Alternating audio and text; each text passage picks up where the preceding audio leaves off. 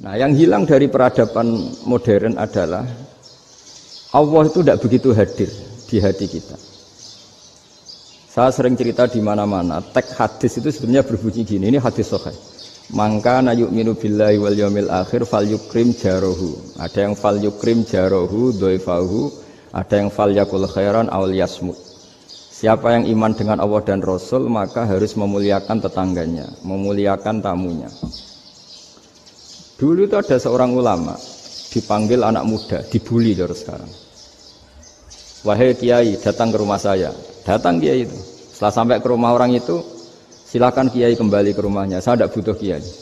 Kiai itu dengan riang kembali. Setelah di rumah dipanggil lagi. Pak Yai, silakan datang ke rumah saya. Datang lagi. Ya senyum-senyum kiainya santai. Wah, nggak jadi butuh Pak Yai. Silakan kembali lagi. Sampai 3 kali. Oh itu kalau rektor digitukan marah itu. Dosen marah. Kiainya santai, santai senyum-senyum rileks. Ketika ditanya, kenapa Pak Yai tidak tersinggung?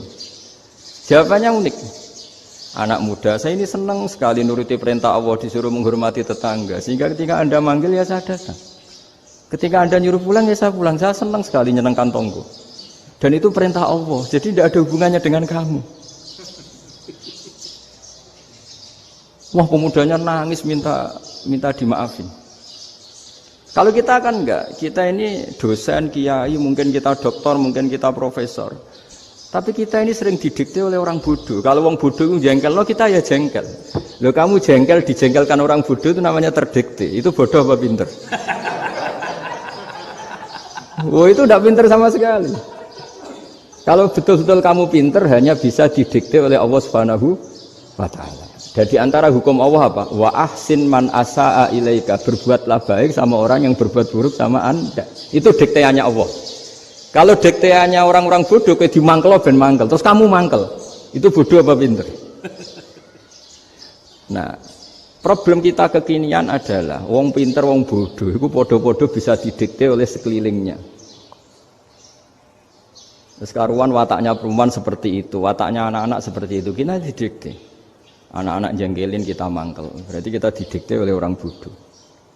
Makanya agama itu unik, kadang ngendikan wa ahsin man asa'a ilaika, kadang wasil man qata'aka, sambunglah orang yang memutus kamu. Karena dengan demikian kita hanya didikte oleh Allah Subhanahu wa Ta'ala, bukan didikte oleh hukum sosial. Cara Jawane nak ngapiki tangga sing apik akeh tunggale. Berbuat baik sama yang berbuat baik pada kita itu mbok orang fasik ya seperti itu, maling ya seperti itu, sama. Tapi kalau berbuat baik sama orang yang berbuat jelek sama kamu itu baru luar biasa. Dan memang teksnya hadis wa ahsin man asa'a ilaika, berbuat baiklah sama orang berbuat buruk sama kamu. Jadi enggak boleh orang didikte. Makanya ngaji di sini diantaranya saya akan cerita dalam sebuah hadis sahih, dalam hadis hasan yang diriwayatkan Imam Tirmizi, ada kalimat dari Rasulullah sallallahu alaihi wasallam. Dawe Nabi, la takunu imma'atan taquluna in ahsanan nasu ahsanna wa in dzalamu dzalamna walakin watti'u anfusakum in ahsanan nasu an tuhsinu wa in asa'u alla tazlimu. Kamu jangan jadi orang yang mudah diombang-ambingkan oleh orang sekeliling kamu, yaitu kamu mengatakan jika orang baik ke saya akan baik, jika orang buruk ke saya juga akan membalas buruk. Itu namanya Anda didikte. Tapi berkomitmenlah kamu akan berbuat baik meskipun orang lain berbuat buruk. Nah sekarang logika sosialnya begini. Kalau di Indonesia itu ada 1000 kiai, ada 1000 profesor yang ingin membenahi Indonesia. Rata-rata orang awam itu semau gue. Terus mereka mendikte kita. Perilakunya agak simpatik, perilakunya jengkelin. Terus 1000 profesor ini ikut jengkel. Itu kira-kira jadi solusi apa goblok bareng? Sama 1000 kiai ini ikut jengkel, ini jadi solusi apa goblok bareng? Goblok bareng. Nah problem sekarang kita ini biasa didikte orang bodoh. Nah makanya ciri khas orang muslim itu kata Nabi mangkana yu'minu billahi wal yaumil akhir. Jadi baik tetangga karena perintahnya Allah dan Rasul. Pentingnya apa? Bedanya karena berbuat baik ini perintahnya Allah, mbok tonggo apik lah kita tetap apik karena perintahnya Allah dan Rasul. Begitu juga dengan hubungan dengan istri, dengan anak. Bojomu lagi cerewet lah ya tetap apik. Karena dengan cara itu kita hanya tunduk kepada Allah dan Rasul. Tapi kalau kamu istri saya kalau baik ya saya baik, kalau ndak ya ndak. Berarti Anda didikte oleh perilakunya dia. Itu latihan ya kalau dalam bahasa pondok latihan jadi wali itu yang paling berat itu. Nabi itu kalau sama orang munafik itu sabarnya Masya Allah. Padahal Nabi berso kalau orang itu orang munafik. Karena dengan cara seperti itu bahwa kebaikan Nabi pada seseorang itu atas perintahnya Allah dan Rasul, bukan atas nama servis. Kalau Nabi hanya baik kepada Abu Bakar, itu mungkin orang bilang, wis adune wong Abu Bakar baik sama Nabi. Tapi kalau Nabi baik sama orang munafik, Abdullah bin Ubay bin Salul, itu kalau enggak perintahnya Allah dan Rasul itu enggak bisa. Nah ini cobalah berlatih seperti itu sehingga kita tidak mudah didikte. Ya saya ulang lagi enggak mudah apa? Didikte. Maka di antara kebaikan Allah dan Rasul adalah bahkan orang dolim saja diberi jatah rahmat. Makanya tadi seperti mukadimah yang dibaca Pak Haris tadi, agama ini rahmatan lil alamin. Orang yang dolim saja dapat jatah apa? Rahmat, apalagi yang soleh.